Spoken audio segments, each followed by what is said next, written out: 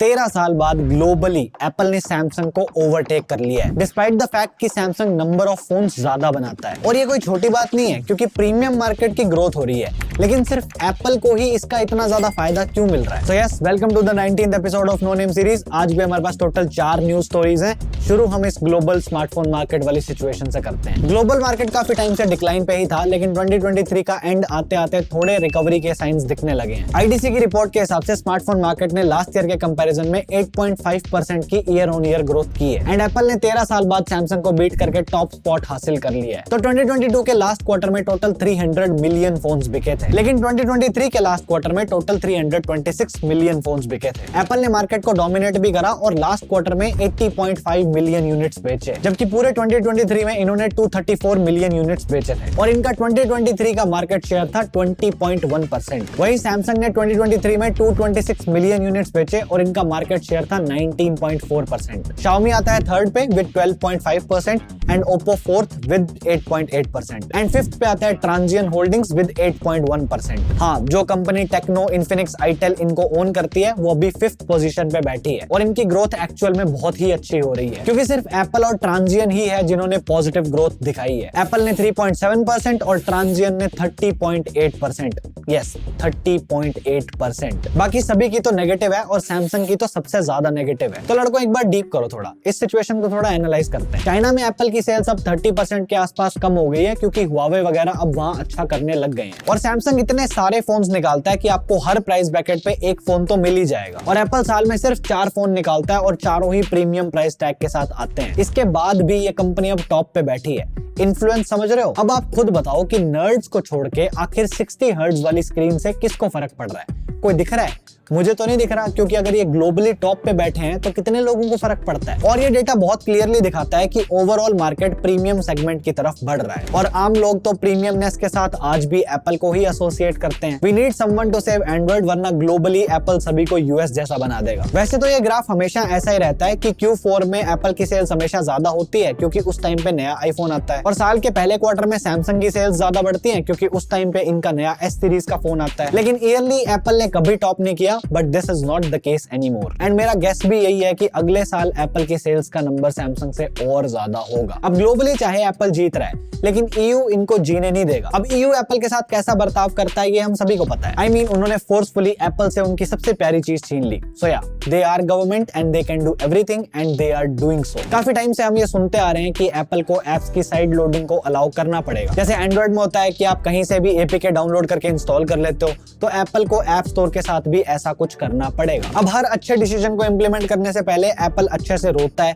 फिर जब बात नहीं बनती तो उनको बात माननी पड़ती है, और यहाँ भी ऐसा ही हुआ है। साइड लोडिंग को अनेबल करने की तैयारियां शुरू हो चुकी है, but there is a catch. याद है जब USB-C आईफोन की खबरें निकल के आ रही थी, तो काफी लोगों का ये कहना था कि ये लोग सिर्फ EU के लिए ही Type-C करेंगे, बाकी ग्लोबली ये लोग लाइटनिंग पोर्ट को ही रखने वाले हैं। अब क्योंकि हार्डवेयर चेंजेस में एक जगह के लिए अलग से एक पोर्ट बनाना थोड़ा डिफिकल्ट होता है, लेकिन सॉफ्टवेयर में आप ये चीज कर सकते हो, और एप्पल यहाँ पे वही कर रहा है। इन्होंने डिसाइड किया कि ये ऐप स्टोर के 2 वर्जन बनाएंगे, एक EU वाला जिसमें साइड लोडिंग अलाउड होगी और एक ग्लोबल वाला जिसमें साइड लोडिंग अलाउड नहीं होगी। चाइना वाला सा हिसाब है, जैसे वहां पे एंड्रॉइड फोन्स बिना गूगल सर्विसेज के लॉन्च होते हैं, लेकिन ग्लोबली उनमें गूगल सर्विसेज होती है। अब एप्पल के केस में APK वाला हिसाब तो नहीं होगा, ये थोड़ा सा ज्यादा कंट्रोल्ड सिस्टम बनाएंगे। इंस्टॉल होने से पहले एप्पल ऐप को ढंग से चेक करेगा, फिर जाके वो ऐप इंस्टॉल होगी। अब साइड लोडिंग से यूजर के क्या फायदे हैं और एप्पल को क्या नुकसान है, तो जितनी इंफॉर्मेशन हमें अभी पता है उसके हिसाब से सबसे बड़ा फायदा ये है कि छोटे डेवलपर्स को एप्पल को ऐप स्टोर वाली फीस नहीं देनी पड़ेगी, क्योंकि वो अपनी ऐप को ऐप स्टोर पे तो पब्लिश ही नहीं कर रहे, वो तो बाहर से डाउनलोड करवा रहे हैं। दूसरा, अगर वो अपनी ऐप के अंदर कोई इन ऐप परचेस करवा रहे हैं, तो वो अपना डिजायर्ड पेमेंट मेथड यूज कर पाएंगे और उन्हें ऐप स्टोर को शायद से कोई फीस भी नहीं देनी पड़ेगी। और इसी चीज से एप्पल को सबसे ज्यादा नुकसान है। जैसे चार्जर के केस में क्या था, लाइटनिंग पोर्ट के लिए अगर कोई भी कंपनी एक्सेसरीज बना के बेचती थी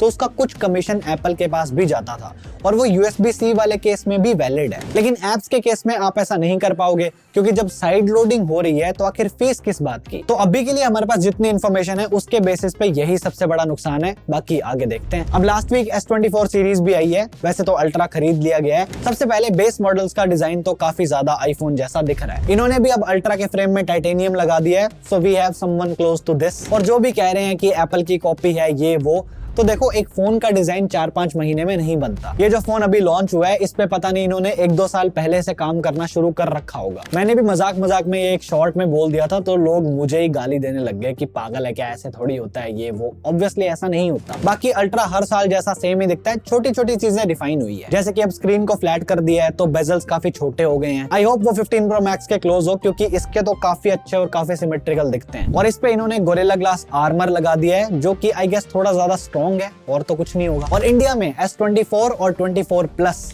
Exynos 2400 के साथ आ रहे हैं, जिसके बारे में हमें बहुत अच्छे से पता है कि वो कैसा होने वाला है। और हर बार जब भी नया Exynos आता है हम उम्मीदें लगाते हैं कि सैमसंग ने इस बार शायद कुछ ना कुछ ठीक कर दिया होगा, लेकिन हर बार हम डिसअपॉइंट ही होते हैं। इस बार फिर से उम्मीद है कि सैमसंग हमें बहुत अच्छे से डिसअपॉइंट करेगा, क्योंकि काफी सारी चीजें तो दिखने लग गई हैं। ऑल्दो सैमसंग ने AI तो भर भर के डाल दी है, जितने भी वीडियोस मैंने देखे हैं उस हिसाब से तो ये काफी ज्यादा प्रॉमिसिंग लग रही है। मैं एक एक फीचर में तो नहीं जाऊंगा, लेकिन एक छोटी सी बात करना चाहता हूँ। गैलेक्सी AI में जितने भी फीचर्स हैं वो सिर्फ 2025 के एंड तक ही फ्री रहेंगे। यानी कि आज जिस फोन के मैंने इतने ज्यादा पैसे दिए हैं वो 2 साल बाद मुझसे और पैसे डिमांड करेगा। Does it make sense?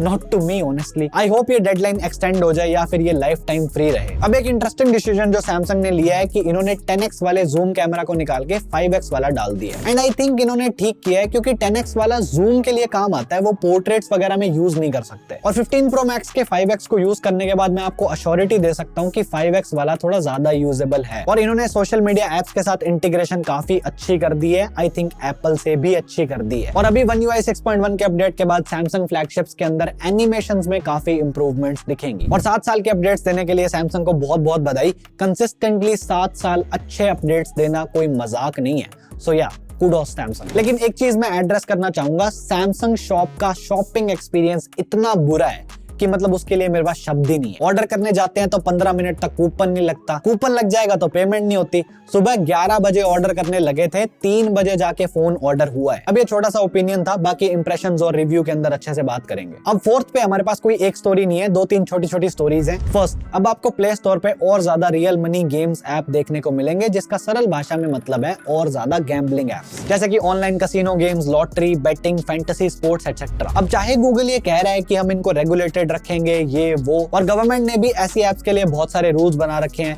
But आखिर कितना रेगुलेट कर लेंगे। अभी ऐसी गैम्बलिंग वाली जो मेन स्ट्रीम एप्स है वो प्ले स्टोर पे इतनी ज्यादा नहीं है, लेकिन जैसे ही वो आएंगी उनको मार्केट भी बहुत ज्यादा किया जाएगा, और मार्केटिंग से ज्यादा लोग उन एप्स को इंस्टॉल करेंगे, और फिर तो आपको पता ही कंपनी अपना बिजनेस कर रही है क्योंकि इससे उनको फायदा हो रहा है। आप जरा अपने आप पे थोड़ा काबू रखो। सेकंड, Realme ने अपनी एक नई सीरीज अनाउंस की है जिसका नाम है Realme Note। अब Realme का अपना ब्रांड नेम काफी नहीं था, जो इन्होंने अब Redmi से Note भी ले लिया। अब देखो, Note नाम की ब्रांडिंग तो बहुत सारी कंपनीज यूज करती हैं, लेकिन इनका अजीब इसलिए लग रहा है क्योंकि यार आपने Realme नाम भी तो Redmi के अंदर से उठाया था, अब आप सीरीज के नाम भी वहां से लेने लग गए। और पहले Realme की सीरीज थोड़ी कम कंफ्यूजिंग है, जो अब आप उसमें नोट और घुसा रहे हो। अब क्योंकि ये बिल्कुल बजट सीरीज है तो ये C सीरीज में भी इनके फोन्स बना सकते थे, लेकिन नहीं, हमें तो अलग से निकालना है। और इन्होंने इस सीरीज का पहला फोन फिलीपींस में लॉन्च भी कर दिया है, Realme Note 50। सीधा 51 रख लेते हैं। बहुत ही नॉनसेंस सा इशू है, लेकिन सोचा बात कर लेनी चाहिए तो कर ली। थर्ड, हमने लास्ट एनएनएस एपिसोड में हुआवे और चाइना की सेमीकंडक्टर इंडस्ट्री के बारे में बात की थी कि वो बढ़ रही है, और अब उस चीज के स्टैटिस्टिकल प्रूफ्स भी मिल गए हैं कि सच में ऐसा हो रहा है। ग्लोबल चैलेंजेस के बाद भी